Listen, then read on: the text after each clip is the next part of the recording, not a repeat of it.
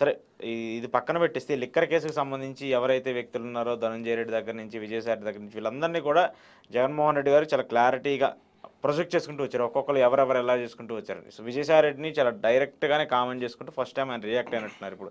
So చంద్రబాబుకి సపోర్ట్గా ఆయన మాట్లాడటం, ఆయన రాజ్యసభ సీట్ని త్యాగం చేయడం, వీటన్నింటినీ కూడా ఎలా చూడాలి? దానికన్నా అది బాగా చెప్పాడు. రాజకేశ్వర రెడ్డి ఎవడైతే ఉన్నాడో వాడు అబద్ధం చెప్తే పని అయిపోద్ది అన్న దగ్గర విజయసాయి రెడ్డి లాగా మౌల్డ్ అవుతాడేమో అన్న ప్రయత్నాన్ని విఫలం అయ్యేసరికల్ తట్టుకోలేసి వస్తున్నారు. అందుకే కేసులని. ఇప్పుడు మన ఇద్దరు డిబేట్ అండి, మీరు డిబేట్ చేస్తారు, నన్ను బ్రహ్మడు గెస్ట్ కోఆర్డినేటర్ నన్ను పిలిచాడు, వాళ్ళు అశోక్ గారు ఇంటర్వ్యూ చేస్తారు రండి సార్ అని. ప్రశ్నలు అడిగింది మీరు, సమాధానం చెప్పింది నేను. నేనైనా తప్పు చెప్పొచ్చు, లేదా మీరైనా తప్పు అడగొచ్చు. కేసులు మన ఇద్దరు మీద పెట్టకుండా గెస్ట్ కోఆర్డినేటర్ మీద కేసు పెడితే అలాగే ఉంది కేసు, లెక్కర్ కేసు. ఈ OSD customer Dhananjaya Reddy, what way they are connected? ఆయనేమో ఇంటర్నేషనల్ కంపెనీ, అది ఎంఎన్సీ, అది విఘాట్ ఏదో ఉన్నది Bengaluru based. Chartered accountant Vijayasai Reddy ఆయన చార్టెడ్ అకౌంటెంట్ అని చెప్పి అసలు నాకు తెలియక అడుగుతాను. ఇప్పుడు రిలయన్స్లో నాకు 10 షేర్లు ఉంటాయి సార్, ఆ రిలయన్స్ కంపెనీ నాదని కేసు పెడతాడు ఎవడనే? లేదు కదా. అలా ఉంది ఎవరు? ఒకవేళ రిలయన్స్ అవినీతి చేస్తే మీరు చేశారని చెప్పేసి ఉండదు కదా, అది నా మీద కేసు పెట్టినట్టు ఉంటుంది. షేర్ హోల్డర్కి స్టేక్ హోల్డర్కి ఆడ మీద కేసులు పెడితే ఏమనాలా?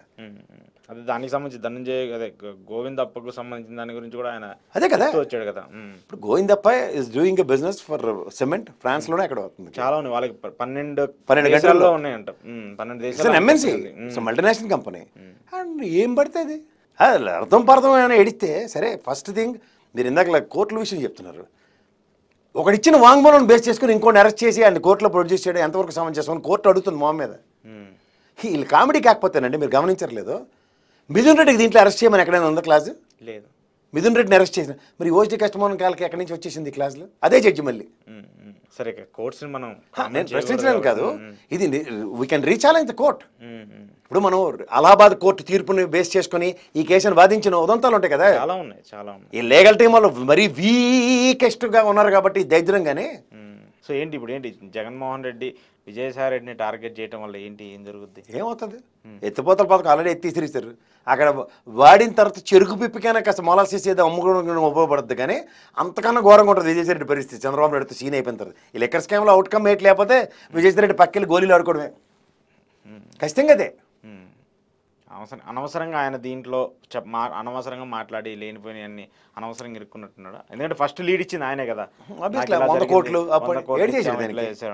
అది ఈడీని నెత్తికెచ్చడానికి ఇన్వాల్వ్ చేయడం. ఇది ఆల్రెడీ మీరు చెప్పినట్టు ఈడీ విషయంలో, లెక్కర్ విషయంలో రెస్పెక్ట్ చెన్నై ఒకటి ఉంది, ఇంకోటి ఏంటంటే తమిళనాడు, ఛత్తీస్గఢ్. ఈ రెండింటి మీద ఈడీకి అక్షంతరం ఎలాగేసిందో సుప్రీంకోర్టు అందరి దగ్గర ఉన్నాయి. ఇది మళ్ళీ రిపీట్ అవుతుంది చూడండి. ఏపీలో కూడా అలాంటిదే ఏదో చేయాలని. ఇన్విటబుల్ సిచ్యువేషన్ అంటే ఎలాగైనా అరెస్ట్ చేస్తారు అతన్ని. అరెస్ట్ చేసి ఏంటంటే 4 ఏళ్ళ ముందు అరెస్ట్ చేస్తే జనాలు అందరూ మర్చిపోతారు.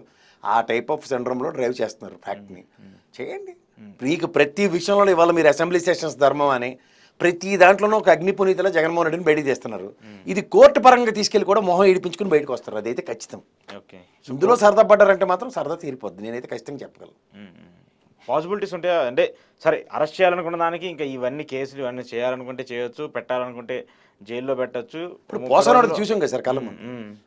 పోసా అనేది వాళ్ళు ఏదో మాడారు, దాని మీద కేసులు అనుకోండి సార్ కల్లా తీసుకెళ్ళి ఏడ కేసులు పెట్టారు.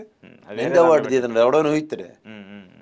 అది కూడా ఈ వంశీ చేసిన కోతి పనులన్నీ తెలుగుదేశం ఆయన ఎమ్మెల్యేగా చేసిన వాళ్ళే కేసులు పెట్టుకుంటారు. ఇంకటి చెప్పాలా? ఓకే. ఏంటి సార్ ఇప్పుడు ఈ వ్యూ చూస్తున్నప్పుడు మీకు రీసెంట్గా లోకేష్ గారు వెళ్ళారు, మోదీని కలిశారు, మళ్ళీ చంద్రబాబు నాయుడు గారు వెళ్ళి అమిత్ షాతో భేటీ కాబోతున్నారు. ఆయనది కూడా ఒక 2-3 రోజుల్లో అపాయింట్మెంట్ ఉంది. సో ఈ మూవ్స్ అన్ని చూస్తున్నప్పుడు జగన్మోహన్ రెడ్డిని ఎలాగైనా ఇబ్బంది పెట్టడానికి చూస్తున్నారు అనేది అర్థమవుతుంది కదా. లేదండి, ఇక్కడ ఫస్ట్ ఆఫ్ ఆల్ నక్సలైట్స్ చాలా సీరియస్ ఇష్యూ నడుస్తుంది. ఈ గ్రే హ్యాండ్స్ అవన్నీ ఇతనే కదా స్టార్ట్ చేసింది చంద్రబాబు నాయుడు. అండ్ వీటి మీద చాలా సీరియస్గా ఉన్నారు central government. 31st March is the kept as the dead line. ఇప్పుడు ఇంకా మనకి నిన్న చనిపోయాడు ఆయన. ఈ మిగిలిన ఇంకా చాలా మంది ఉన్నారు. గణపతి ఇప్పుడు right now is going to head the Ganapati మన ఆరిజిన్, ఆంధ్రప్రదేశ్ ఆరిజిన్ నుంచి. సో ఈ మూమెంట్స్ వీటిలన్నిటి మీద పూర్తి అవగాహన ఉండాలి. అవి ఓకే. ఇప్పుడు దీనికి సంబంధించి జగన్మోహన్ దీనికి వెళ్తే వాళ్ళు ఎలకన్నా రివర్స్లో ఉంటారు. అంత సీన్ ఇక్కడి నుంచి వెళ్ళి చెప్పి పితూరులు చెప్పి సీన్ వెళ్ళదు. వాళ్ళు ఇచ్చిన టాస్క్ పనిచేయడానికి ఈసారి అధికారులు ఇచ్చారు వాళ్ళు. ఒకప్పుడు చంద్రబాబు గారు ఊహించుకోకండి మీరు. ఇప్పుడు వాళ్ళు చెప్పిన పని చేయడమే అంతే కాదు సార్. ఇప్పుడు ఒకసారి మీరు గతంలో మనం చెప్పాం కదా, చంద్రబాబు నాయుడుని అరెస్ట్ చేస్తే బీజేపీకి తెలియకుండా అరెస్ట్ చేస్తారని చెప్పేసి ఏదైతే చర్చ జరిగిందో, మరి జగన్మోహన్ రెడ్డికి అలాంటి స్టెప్ జరుగుతున్నప్పుడు వీళ్ళు బీజేపీకి చెప్పకుండా అలా చేస్తారా? కదండి, చంద్రబాబు నాయుడు అరెస్ట్ చేస్తామన్న విషయం జగన్మోహన్ రెడ్డి జీవులు రాసి చెప్పి వచ్చేటట్టు చెవిలో చెప్పలేదు, ఎవరో ఒకళ్ళు దాన్ని కమ్యూనికేట్ చేస్తారు కదా. ఎవరు కమ్యూనికేట్ చేయరు. అలా మనం వాజ్పేయి గారు చూడు, పోఖరాన్ టెస్ట్ అయిన తర్వాత ఆ రిఫ్లెక్షన్స్కి ప్రపంచం అంతా మనకి ఏదో జరిగింది అనుకున్నట్టే ఉంటుంది. యా, ఇది మనది federal system sir. Chief minister have a discretion. He will act according to his constitution obeying laws ప్రకారం చేస్తాడు ఆయన.